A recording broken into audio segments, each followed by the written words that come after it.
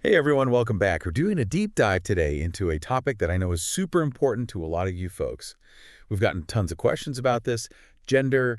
You've sent in articles, research, even personal stories, and we're going to break it all down. Yeah, it can feel really complicated, Right? but also really fascinating. And, understanding gender, it's not just about learning a bunch of definitions. It's really about opening ourselves up to all the incredible ways that people experience and express themselves. Totally. And get this, we're going to learn about cultures that have actually recognized more than two genders for centuries. Yeah, Like the two-spirit tradition in some Native American cultures, right. hydras in South Asia, Uh-huh. fa'afafine in Samoa. It's so interesting. So cool. These examples really challenge that simple boy-girl binary that we often see in Western cultures. They show us that gender can be way more fluid than we might think. Exactly. And on top of all the cool facts we're going to cover, this deep dive will also give you some practical knowledge on how to be a better ally to those who are maybe exploring their gender identity. Absolutely. Because, understanding is important, Yeah, but putting that understanding into action, that's what really makes a difference. totally.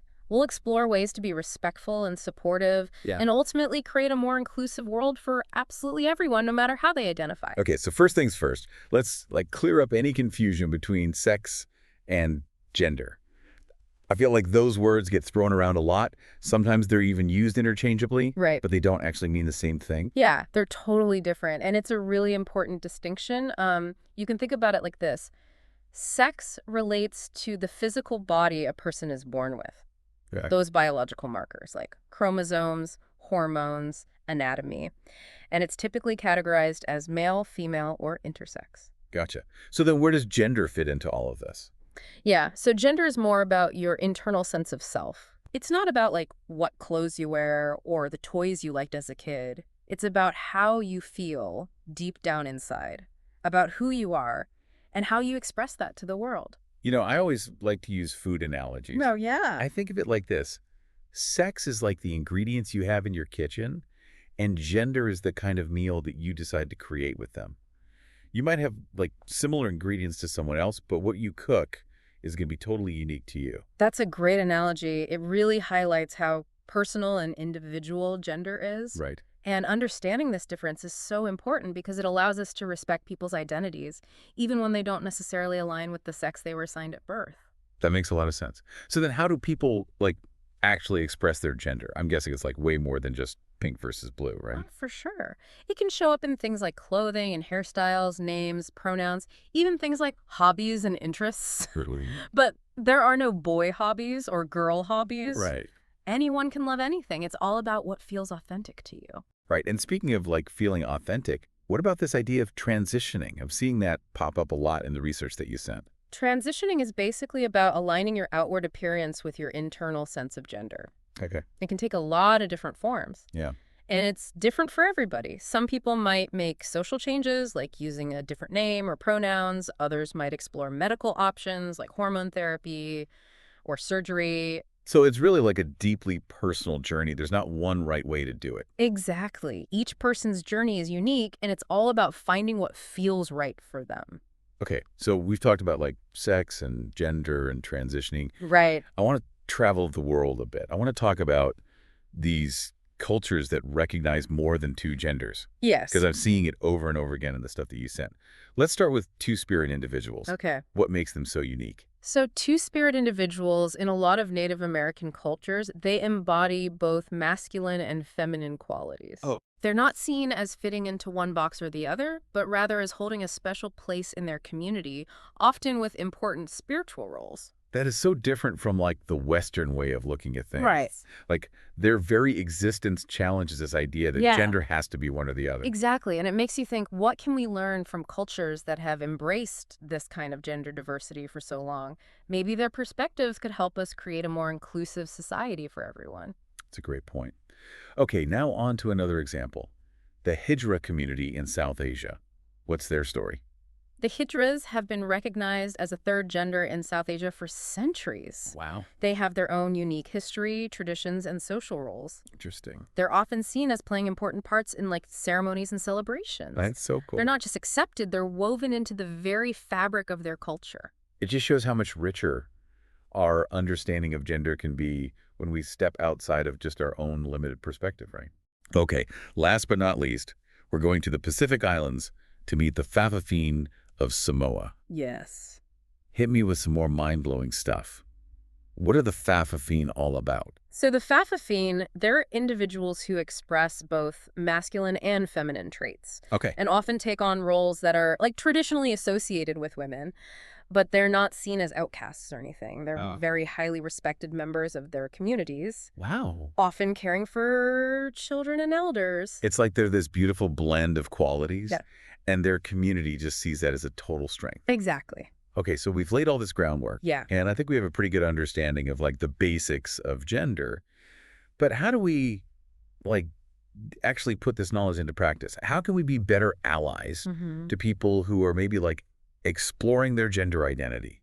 Where do we even begin? I think it all starts with something super simple, just listening. Oh, okay. When someone shares their gender identity with you, just believe them, listen without judging, Right. and try to really understand their perspective.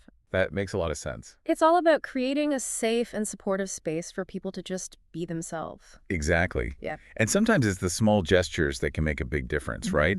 Like using someone's chosen name and pronouns. Mm. That shows that you really see them and respect them. Yes, exactly. And what about like if you accidentally use the wrong pronoun? Oh, don't beat yourself up about it. Okay. Everyone makes mistakes. Just correct yourself, apologize, and move on. Okay. It's the effort that really counts. Cool. So we're listening, we're using the right pronouns.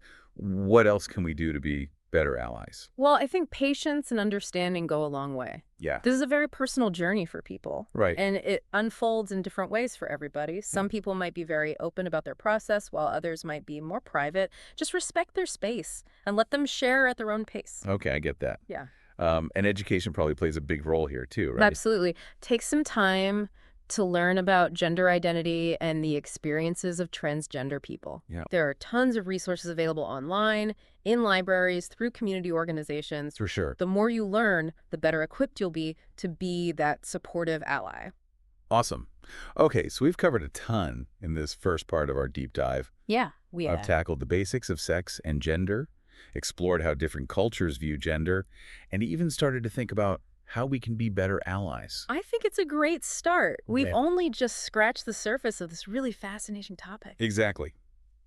Get ready, because in part 2, we're going to dive even deeper into this whole concept of transitioning, Yes. explore gender dysphoria, Right. and really unpack this whole relationship between gender and sexual orientation. It's going to be great. I'm excited for it. See you in part 2. See you there.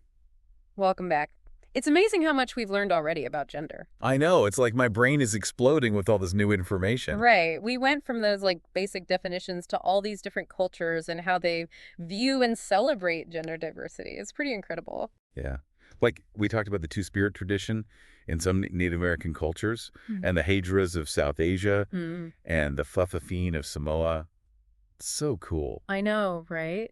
And what's so fascinating is how these cultures really challenge that rigid gender binary that we see a lot in like Western societies. Yeah. It's like they give us a whole new way of understanding like the human experience. Totally. But before we get too lost in all the global stuff, I kind of want to circle back to something we touched on earlier, which is this whole idea of transitioning. Okay. Yeah. It seems like a really important part of the gender journey for a lot of people, but I think it's something that a lot of folks don't really understand. You're right. It's a topic that can be confusing, even a little bit controversial sometimes. So let's try to break it down a bit. Yeah, let's do it. What's the first thing that comes to mind when you think about transitioning? What are you seeing in the research that you sent? Well, the first thing is that transitioning is definitely not a one-size-fits-all kind of thing. Okay. It's going to look different for everyone. And it can involve a variety of changes, both like social changes and medical changes. Okay, so it's a spectrum. Yeah, definitely. Got it. Mm. So what exactly does transitioning mean? At its core, transitioning is really about aligning your outward appearance with your internal sense of gender. No. It's a really deeply personal journey, and there's no right or wrong way to do it. What matters most is that it's driven by what the individual needs and wants. So it's really about finding what feels authentic for you. Exactly. Okay, cool. Hmm. So can we maybe break down those different aspects of transitioning you're talking about, the social and the medical? Yeah, sure. So social transitioning involves Changes to a person's name, their pronouns, how they dress, their hairstyle, even their social roles and behaviors. It's about creating a space for them to really live authentically as the gender that they feel they are. So it's kind of like how they present themselves to the world and how they want to be seen. Yes, exactly. And it's a really powerful step that can honestly have a huge impact on a person's well-being. I can imagine. And what about medical transitioning? So medical transitioning can involve things like hormone therapy, which uses hormones like testosterone or estrogen to help align a person's physical characteristics with their gender identity. It can also include various types of surgery, like gender confirmation surgery. Right, and like we talked about, medical transitioning isn't for everyone. It's a personal choice. Absolutely. And it's really important to emphasize that access to affirming healthcare, including hormone therapy and surgery, is essential for transgender individuals' well-being and self-determination. Okay. Denying access to these options can have a really, really devastating impact on their mental and physical health. That's such an important point. It's not just a cosmetic thing. It's about healthcare. Exactly. It's It, a basic human right. totally. Okay, so we've got a better understanding of those different aspects of transitioning. Now, I want to talk about a term that I keep seeing pop up in these sources, and it's gender dysphoria. What exactly does that mean? So, gender dysphoria refers to the distress or discomfort that a person might experience when their assigned sex at birth doesn't align with their gender identity. It's that feeling of disconnect between your internal sense of self and your physical body. That sounds really, really tough. It can be really challenging, and it's important to note that not all transgender people experience gender dysphoria. Oh, okay. And the intensity of those feelings can be very different from person to person. So it's not a universal experience, but it can be a really significant one for those who do experience it. Exactly. Okay, so how can we, like, support someone who might be experiencing gender dysphoria? One of the most important things is to listen without judgment. Validate their feelings and let them know that you believe them and you support them. Okay, so it's kind of creating that safe space for them to share what they're going through. Right. And you can also encourage them to seek professional help if they feel like it would be beneficial. Okay. Therapists who specialize in gender identity can provide a lot of support and guidance. Yeah, just having someone who gets it. Totally. And it's really important to remember that it's not our place to tell someone how to feel or try to fix them. Right. Gender dysphoria is a very personal experience, Yeah. and each individual needs to kind of find their own path to healing and self-acceptance. Okay, that makes sense. So we've covered transitioning and gender dysphoria. Let's shift gears a little bit and talk about the relationship between gender and sexual orientation. These two things often get mixed up or conflated, but they're actually separate concepts. It's a really common misconception, but yeah, they're definitely distinct. Gender identity is about your internal sense of yourself as male, female, or somewhere in between. Sexual orientation is about who you're attracted to romantically, emotionally, and sexually. So, to put it simply, gender identity is who you are, and sexual orientation is who you're attracted to. Yes, exactly. And it's important to recognize that a person's gender identity doesn't determine their sexual orientation, and vice versa. So, just because someone's transgender doesn't mean they're automatically gay or straight or anything like that. Right. For example, a transgender man could be attracted to women, men, or both, just like a cisgender man can. Sexual orientation is completely independent of gender identity. So these are two separate but interconnected parts of our identities. Precisely. And it's about respecting and celebrating all that diversity in attraction and relationships. Totally. Okay, so speaking of diversity, let's talk about all the different terms that we use to describe sexual orientation. Because I'm seeing a lot of terminology in the research that you sent. Yeah, it can feel like a whole new language sometimes. Yeah. We have terms like heterosexual, which means attraction to the opposite gender, and homosexual, which means attraction to the same gender. Right. Bisexual encompasses attraction to both men and women. Then there's pansexual, which is attraction to people regardless of their gender identity or expression. And asexual, which describes people who don't experience sexual attraction. Wow, that's a lot of words. Do I have to memorize all of them? It's good to be aware of them and understand what they mean, but the most important thing is to remember that not everyone identifies with labels. Right. Some people might prefer to use different terms or no labels at all, and that's totally okay. Got it.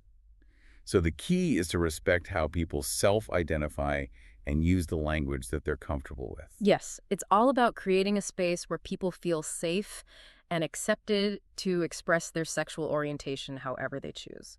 Okay, awesome. We've covered so much in this second part of our deep dive. We explored transitioning, talked about gender dysphoria, and even dove into the relationship between gender and sexual orientation. My brain is officially full. I know, it's a lot. It is a lot, and we're not even done yet. But before we wrap up this part, is there anything else that you think is like super important for people to understand about gender? I think it's really crucial to remember that this is an ongoing conversation. Okay. There's always more to learn, more perspectives to consider, and more ways to challenge our own assumptions. So we're not just checking a box and saying like, okay, I understand gender now. It's a continuous journey of learning. Exactly. And gender is constantly evolving. What we understand today might be totally different in a few years. It's a fluid concept. That's kind of exciting and a little bit scary at the same time, don't you think? It is. But I think it's good to approach these topics with humility and a willingness to be open to new ideas. We don't have all the answers, and that's okay. Yeah, that's a good point. So what's coming up next in our deep dive? In part 3, we're going to get into some practical ways to be better allies. Okay. We're going to dig a little deeper into this whole concept of gender expression and talk about how we can start to challenge some of those harmful societal expectations that we've been talking about. Ooh, I'm excited for that. See you there. See you in part 3. And we're back for the final part of our deep dive into gender. Phew. What a journey it's been so far, right? I know, right? We've gone from like those basic building blocks of sex and gender to exploring how all these different cultures see things. Perfect. We even talked about some pretty heavy stuff like transitioning and gender dysphoria. It's been a lot. Yeah, it's been amazing. But we've laid a really good foundation, I think. For sure. But now I'm ready to like really dig into what we can actually do with all this information. Like how can we be better allies in our daily lives? How can we actually make a difference? That's the million-dollar question. Right. It's one thing to like understand these ideas, Yeah. but it's another thing to actually like put them into practice. Totally. And it doesn't have to be about these grand gestures or anything. It's often those like small, consistent actions that can make a world of difference. Love that. Yeah. So let's get practical then. What are some actual concrete things we can do to be more supportive of the transgender community? Well, one of the most important things, and also one of the simplest, is to use the name and pronouns that a transgender person identifies with, even if you, like, mess up at first. Because we all do, right? We all do. Just correct yourself and move on, you know? It's really the effort that matters. It's about showing that you respect them, that Yeah. you see them. Exactly. And remember, too, that language is always evolving. Right. So be open to, like, new terms, new pronouns as they kind of emerge. Okay. It's all about, like, showing that you're willing to learn and grow, alongside the trans community. Totally. Okay, so we're using the right names and pronouns, being respectful with our language. Right. What else can we do to, like, create a more inclusive environment? Well, you can be an active bystander. What does that mean? Like when you hear someone making transphobic comments or jokes, challenge them. Yeah, okay. Don't just stay silent, because silence can sometimes be taken as complicity, Right. It's about speaking up for what's right, even if it feels a little uncomfortable. It's not enough to just, like, not be transphobic. We have to actively be anti-transphobic, right? Exactly. Challenge those harmful attitudes. Right, and education is a huge part of this, too. Oh, for sure. The more we know about gender identity and the experiences of trans people, Yeah. the more we can actually dismantle those harmful stereotypes and misconceptions out there. Yeah. There are so many great resources available online, at libraries, through community organizations. Okay, so we're educating ourselves, we're using respectful language, we're standing up against injustice. Yeah.